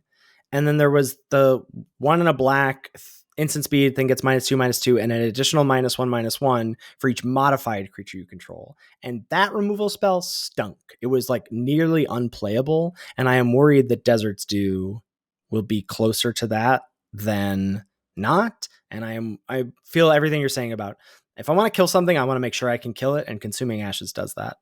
Yeah, and I think the other Desert's Due to me is truly what it says in the name. I think that's going to be a card that you get late as a reward for being in a Deserts heavy deck because it's splashable. Well, and then if you're in a black-red crime deck or blue-black crime deck, then you care about the cheaper way to commit a crime maybe more than the 4-mana way to commit a crime, so you can double spell, etc. But like, yeah, I agree. I think overall the catch-all removal spell is going to be better. And lastly, I've got Desperate Bloodseeker here. 1 and a black for 2/2 lifelink. ETBs, target player mills 2 cards. That almost, for what it's worth, that almost was number 3, but I had to give a shout to my 1-drop. All right. Black uncommons. What do you got going on there? Number 1, Unscrupulous Contractor. 2 and a black for 3/2. When it enters the battlefield, you can sack a creature. When you do, target player draws 2 cards and loses 2 life, and it has Plot for 2 and a black. Reminds me of the Exploit 3/2 Scorpion from Vow. Number 2, I've got Hollow Marauder. That's a 6 and a black 4/2. Costs 1 less to cast for each creature card in your graveyard. Has flying and then potential 3 for 1. When it ETBs, your opponent discards a card. If it doesn't cost 4 or more, you draw a card. And then number 3, I have Unfortunate Accident, single black instant. It has Spree. You can add 2 and a black to destroy a creature, and you can add 1 to make a mercenary token. Yeah, I think a nod to how many of Black's uncommons are truly bangers here. No overlap. 0 overlap. And neither of us put Shoot the Sheriff in there, which like could easily be in the mix as well. Right. So I think whatever you think about like how you're viewing colors in going into the format, the fact that Black's uncommons are just banger after banger after banger has to be a huge vote in Black's favor, especially with the number of uncommons we're getting nowadays. Mm-hmm. Number 1, I've got Rictus Robber. This is 3 and a black for a 4/3. Putting my money where my mouth is. Yeah. The plot creature we argued about for forever that brings a 2/2 along with it. If a creature died this turn, I probably should have this as number 1 instead. The more I think about this card, the higher I am on it. Rakish Crew in my number 2 slot. This is 2 and a black for an enchantment. ETBs make a mercenary, and whenever an outlaw dies, each opponent loses a life, you gain a life. And in the number 3 slot, I've got Forsaken Miner. This is black for a 2/2 skeleton rogue. It can't block. Whenever you commit a crime, you can pay a black. If you do, return Forsaken Miner from your graveyard to the battlefield. I am in on that sacrifice, move things around, get value life for black. Yours are probably more intrinsically stronger cards than the ones I picked. I like your top 2. I think that rating the 1 mana can't block recurable thing highly, I think is a little sus to me. That feels way more constructed, applicable than limited. I'm going to mill this into my graveyard of my black-green deck, get some value, sacrifice it to draw 2 cards. It's free real estate. Talk to me about what you see about the Nazumi. Yes. I see about Forsaken Miner. I don't know what it's going to do yet. It's going to do some good things. Yes. I like that. I do like that philosophy. Just like I see the possibilities. What those are, I'm not sure, but they exist. What 3 drops and in what order did you put for your red commons? This is going to destroy the crash course arguments because now we don't even have to think of arguments. It's going to be like, I like this card. I've got a good vibe about it. Yeah, for sure. All right, red commons. Number 1, Prickly Pear. This card is dumb. 2 and a red for a 2/2. ETBs bring a mercenary along with it. That's so ridiculous. 17 lands top common, for sure. Yeah. Next, we've got Irascible Wolverine. 2 and a red for a 3/2. When it ETBs, exile the top card of your library. Until end of turn, you may play that card. Plot it for 2 and a red. That card also excellent. You're going to have some deck building restrictions with it, but assuming you meet the deck building restrictions, the card's going to be very good. And the number 3 slot, be ready to scramble. Quilled Charger.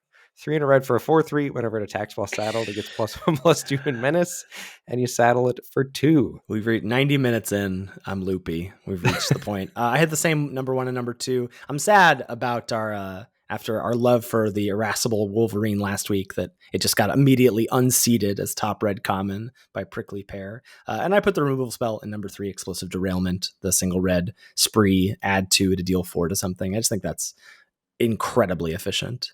Yeah, that's a better card than Quill Charger. But I do like Quill Charger, and I Yeah. wanted it to have representation. I appreciate that. Hashtag all Quilled Chargers. In the uncommons, I have Scale Storm Summoner at number 1, 2 and a red, 3/3. When it attacks, you make a 3/1 red dino creature token if you control a creature with power 4 or greater. Mr. I'm never drafting red green. All format has that. I don't need to. I'm going to play red common. I'm going to play red blue. I'm going to flash in my 4/4. Oh, I forgot. And I'm going to be scrambling. Taste it. You're going to be scrambling. Number 2, I've got Gila Courser, 2 and a red for a 4/2. It has saddle for 1, and if it attacks while saddled, you exile the top card of your library until the end of your next turn. You can play that card. And your top uncommons sound like you're drafting red green every draft. They're just good on their own. I don't know what you're talking about. And then in number 3, I've got Longhorn Sharpshooter, 2 and a red for a 3/3. It has reach. When it becomes plotted, it deals 2 damage to any target, and it has plot for 3 and a red. Yeah, I've got mine in a slightly different order. I've got Longhorn Sharpshooter 1. Whoa. You talked me up on it last week. Good. I didn't realize it was that. I talked you up that much. I trust my co-host. I appreciate it. Longhorn Sharpshooter 1. I have Scale Storm Summoner 2. And then I have Scorching Shot 3. That's the red, deal 5 to target creature. Although knowing that kills everything, I kind of want to bump that up to number 1. It's just red is so tough. Yeah, but I mean, but it kills that's everything. What you want in a red aggressive deck. Like, you want to have your red, and you want to be able to kill whatever your opponent plays for 2 mana. Like, it fits the bill in red aggro. Mm-hmm. I do think, however we felt about black's uncommons, red's uncommons, it was a little tough to get excited about red's uncommons. And they all felt a little interchangeable, right? Like, I was like, I could put these in whatever order. There were also maybe like 3 others I could put in there, but I didn't feel excited about them the way I did about black's uncommons. Or blues or whites. Like, they were just a little lackluster. Yeah. Green commons, what do you got there? Number 1, Patient Naturalist, which is, I think the saving grace for Patient Naturalist is, I think green aggro looks really strong. And I think green aggro decks are not going to be that into Patient Naturalist, potentially, hopefully, fingers crossed. That's what I'm telling myself anyway.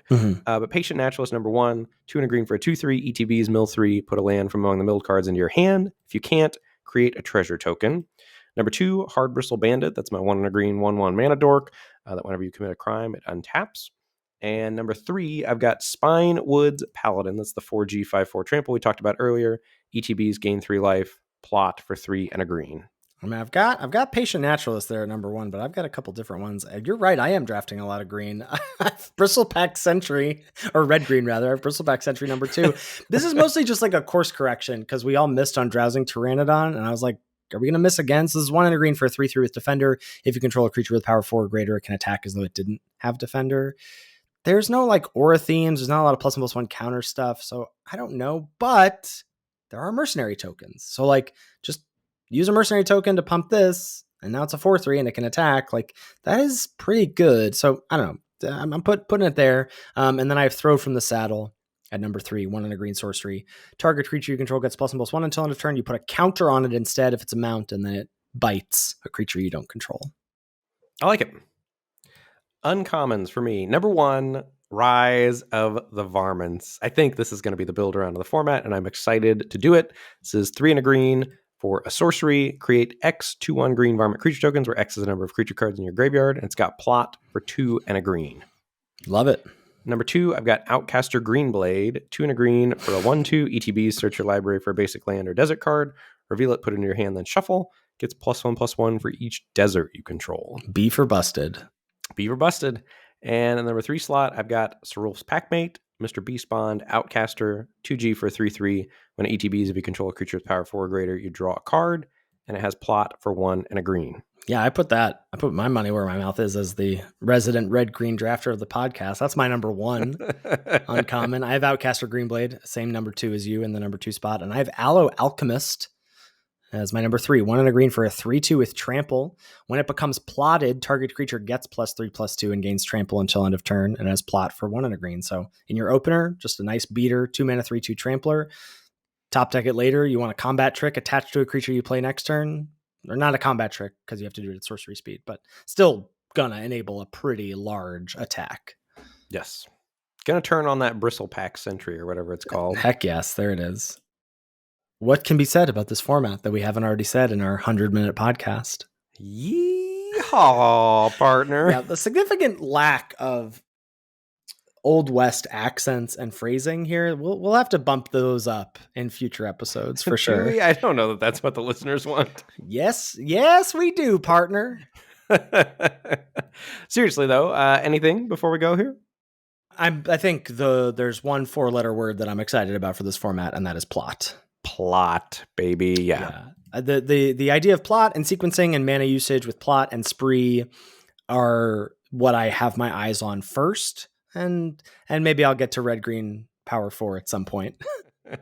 Well, I think just the idea of plot and who's the beatdown is so it's going to change to me. Yeah. So that does. It feels like the texture tempo of the game is going to change quite a bit from turn to turn. Like, and you're going to have to be really in tune with, okay, they plotted that. So what does that mean for next turn? So obviously they're not doing anything this turn, but what does that mean for next turn? Like, how far behind am I going to be? What do I need to do to prep for that, etc.? That's why they don't have counters. I'm just now realizing it. That's why there is only that one. Because it's all face up. Yeah. Because you can't just be like, I'll plot this thing. And you're like, cool, I'll hold up cancel for next turn. Right. And that's why that thing can't counter plot things right. Also, because then it would be horrifically They know insane. What they're those old so-and-sos over at R&D know what they're doing. Yeah, for sure. All right. Great place to wrap us up. Good luck at your pre-releases, everyone. Thank you, as always, to Salty Pretzels for our intro and outro music. Make sure you give it a listen. You can find all of our content at lordsoflimited.com. Links to everything, our episode backlog, our YouTube and Twitch streams, our tier lists, which we'll have up hopefully before the pre-release. You can have that there, as well as our backlogs of those. Our merch, courtesy of TeePublic, and of course, our Patreon rewards are all available via our website. If you've got any feedback about the show or any questions, shoot us an email at lordsofunlimited@gmail.com. Thanks so much for listening, and we'll catch you next week for another episode of Lords of Limited. Thanks, everybody. See you later.